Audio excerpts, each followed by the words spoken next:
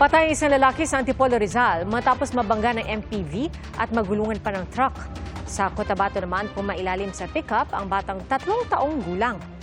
Saksi, si EJ Gomez. Nabundol at nagulungan pa ng truck. Yan ang kalunos-lunos na sinapit ng biktimang Serenato Lawang, 35 anyos na construction worker.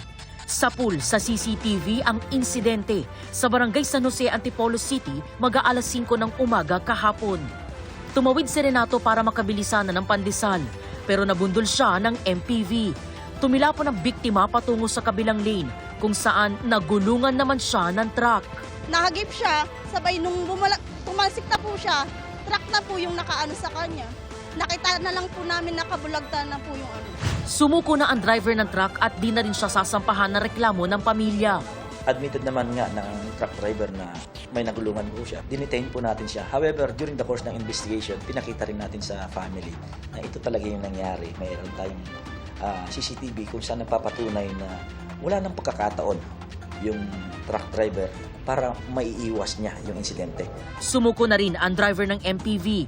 Ayon sa Antipolo Police, nagkaareglo na rin sila ng pamilya. Naulila ng biktima ang 1 taong gulang na anak at buntis na misis. Siyang kailangan sa asawa ko. Hindi mababalik yung buhay ng asawa ko. Sa Cotabato City, pick-up naman ang nakabundol sa 3 gulang na bata. Pumailalim pa ang bata sa sasakyan pero tuloy ang pagtakbo ng pick-up. Sa investigasyon ng mga pulis, hindi na malayan ng mga magulang ng bata na nakalabas siya ng bahay at tumawid sa kalsada. Nakaligtas naman ang batang babae at ginagamot sa ospital. Sumuko na ang driver ng pick-up na nangakong aakuin ang gastos sa pagpapagamot nito. Para sa GMA Integrated News, EJ Gomez, ang inyong saksi. Mga kapuso, maging una sa saksi. Mag-subscribe sa GMA Integrated News sa YouTube para sa iba't ibang balita.